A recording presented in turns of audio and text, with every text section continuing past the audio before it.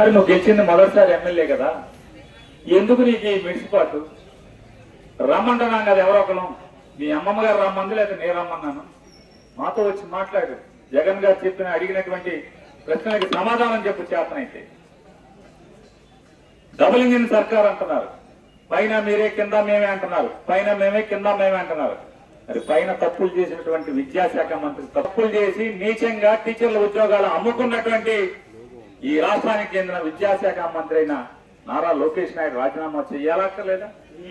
సిగ్గు లేకుండా ఈ రోజున బరి తెగించి తినమరిగిన కోడి ఇల్లెక్కి కూసిందంట.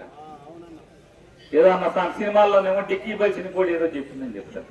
కోడి మాంసం కొట్టు ముందుకు వచ్చి తోడగొట్టిందంట. ఆ సామెతగా నారా లోకేష్ నాయుడు మాటలు ఇవాళ చూస్తున్నాం. వైఎస్ఆర్ కాంగ్రెస్ పార్టీ యువజన విభాగం తరఫున, విద్యార్థి విభాగం తరఫున, అలాగే డిఎస్సిలో మోసపోయినటువంటి డిఎస్సి పరీక్షకి హాజరైనటువంటి సుమారుగా 3 లక్షల పైచీలకు అభ్యర్థుల తరఫున, యువత తరఫున మేము ప్రశ్నిస్తున్నాం.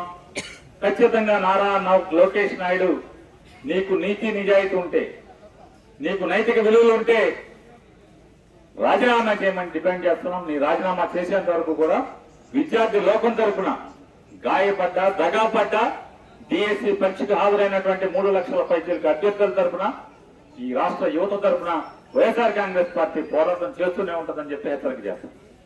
ఈ ప్రపంచానికి చూపిస్తే ఒక్క రోజు కూడా జగన్మోహన్ రెడ్డి గారు చూపించినటువంటి సాక్ష్యాల గురించి కానీ, లేదా ఆయన లేవనెత్తినటువంటి ప్రశ్నలు, ఆధారపూరిత ప్రశ్నల గురించి కానీ సమాధానం చెప్పే చేవ లేక మాట మాట్లాడితే, వెనకటి రోజుల్లో పురాణాల్లో, మహాభారతంలో ఉత్తర కుమారుడు అని చెప్పిన ఒక ఆయన ఉండేవాడు. కత్తి తిప్పటం చేత కాదు, యుద్ధం చేత కాదు, అంతఃపురంలో అంటే ఆడవాళ్ళు ఉండేటువంటిది అంతఃపురం.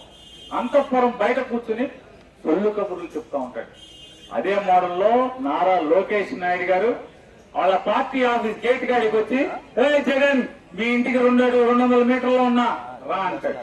అరే అలా అమ్మమ్మ నారా లోకేష్ నాయుడు గారు ఛాలెంజ్ చేస్తే జగన్మోహన్ రెడ్డి గారు రమ్మని జగన్ గారి ఇంటి దగ్గర నుంచి వాళ్ళ ఆఫీస్కి ఒక 2 కిలోమీటర్ల దూరం ఉంటుంది. కిలోమీటర్ 2 కిలోమీటర్లు 200 మీటర్లు అన్నాడు.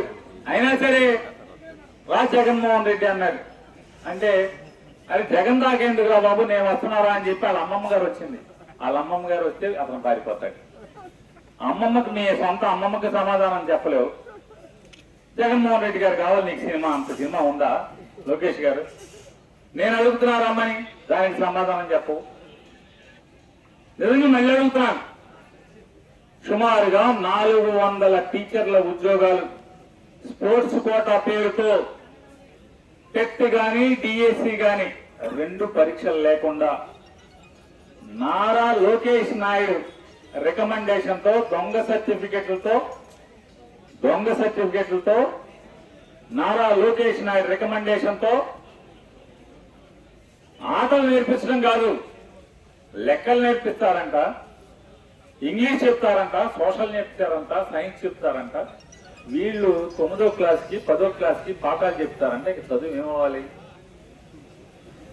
ఇలాంటి అంటే నారా లోకేష్ నాయుడు గారికి చదువు ఎట్టాగో అబ్బలేదని చెప్పని, నారా లోకేష్ నాయుడు గారి చదువు సంతకెళ్ళిందని చెప్పని, తన ఆంధ్ర రాష్ట్రంలో చదువుతున్నటువంటి లేదా పేద మధ్యతరగతి వర్గాల పిల్లల జీవితాలతో ఆటలాడుకునేటువంటి అధికారం ఎవరిచ్చారు నీకు నారా లోకేష్ నాయుడు గారు?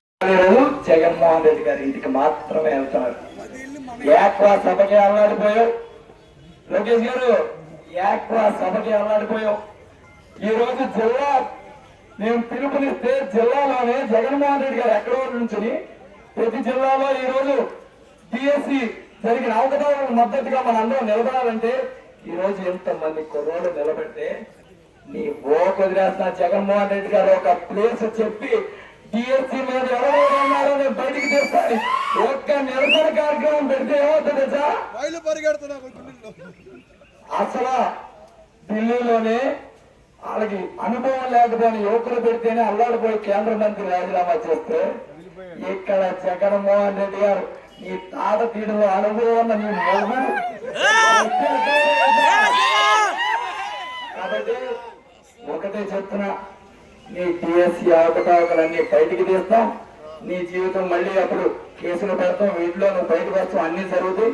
కాబట్టి ఈ లోపు మీరు డిసైడ్ అయ్యారు కదా, ఎట్టగా ప్రభుత్వం రాదు ఉన్నంతలో పీకేయాలని. మీరు పీకేసే పనిలో ఉండండి, జనాలు కూడా మీరు పీకేసే పనిలోనే ఉన్నారని ఖచ్చితంగా గుర్తుపెట్టుకోమని లోకేష్ గారికి తెలియజేస్తూ, ఇక్కడికి వచ్చిన మారుతూ అని అనుకుని కష్టపడి పరీక్ష రాస్తే, పరీక్ష నిజాయితీగా రాస్తే ప్రాణం తీసుకోవడం తప్ప ఇంకో దారి కనిపించిన వాళ్లే కదా.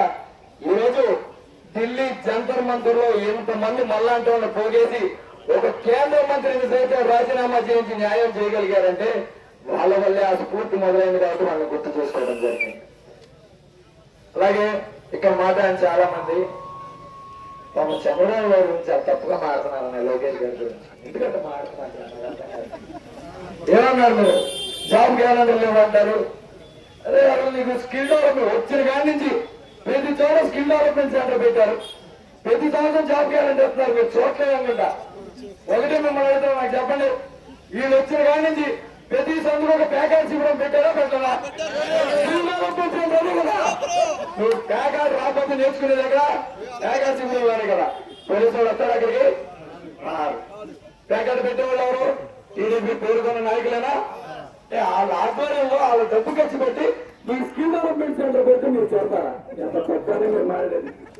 జాబ్ క్యాలెండర్ ప్రతి సంవత్సరం ఉద్యోగం వస్తే మంచి జీతం వస్తుంది, మంచి జీతం వస్తే డబ్బులు వస్తే కుటుంబం బాగుంటుంది. రాత్రి జాగ్రత్త తిరిగితే అంతా మందే కదా. మరి అందుకే జాబ్ క్యాలెండర్ అంటే ప్యాకార్డ్ శిబిరాలు స్కిల్ డెవలప్మెంట్ సెంటర్, సంక్రాంతికి జాబ్ క్యాలెండర్. వాళ్ళకి తెలిసిన స్కిల్ డెవలప్మెంట్ జాబ్ క్యాలెండర్లు ఇవి. మీరేమో కన్ఫ్యూజ్ అయ్యాలని మాట్లాడతారు ఎందుకు? వాళ్ళకి తెలిసిందే ఇది. లోకేష్ గారు ఒకటే నీకు చెప్తున్నా, 1,50,000 సచివాలయ ఉద్యోగాలు వేశాడు జగన్మోహన్ రెడ్డి గారు. ఒక్కళ్ళైనా బయటకు వచ్చి మేము ఇంత డబ్బులు ఆడికి ఇచ్చాం, ఇంత డబ్బులు వీళ్ళకి ఇచ్చాం, మాకు అన్యాయంగా ఉద్యోగం ఇవ్వకుండా జరిగిందని ఒక్కళ్ళైనా బయటకు వచ్చారా లోకేష్ గారు?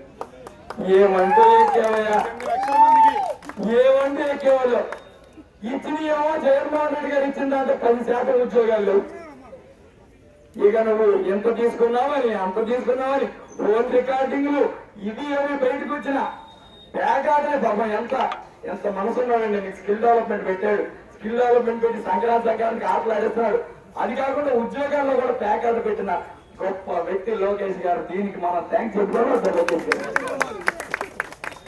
ఇంత మంచి వ్యక్తులయ్యాను లోకేష్ గారు. నువ్వు మళ్ళీ జగన్మోహన్ రెడ్డి గారి గురించి పెద్ద పెద్ద మాటలు స్థాయికి మించి 11 అంటావు, ప్రతిపక్ష హోదా లేదంటావు. ఒక్కటి గుర్తుంచుకో లోకేష్ గారు, ఈ రోజు రాష్ట్రంలో ఎవరికి కష్టం వచ్చినా పరిగెత్తుకుంటా ఆ తాడేపల్లి ప్యాలెస్ కి వెళ్తున్నారు, కానీ నీ ఇంటికి ఎవడో రాష్ట్రం.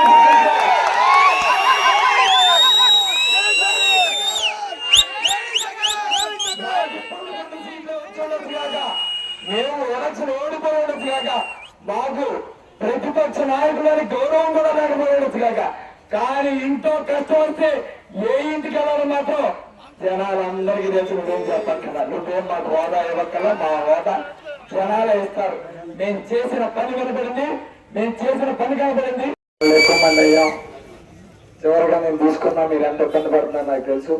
కాబట్టి ఎక్కువసేపు తీసుకోకుండా ప్రతి ఒక్కళ్ళు మీకు అర్థమయ్యే విధంగా చెప్పారు. కాబట్టి నేను మాట్లాడాలనుకున్న 2 మాటలు మీకు చెప్పే ముందు, నీట్ పరీక్ష రాసి ఎన్నో సంవత్సరాలు కోచింగ్ తీసుకుని నీట్ పరీక్ష రాసి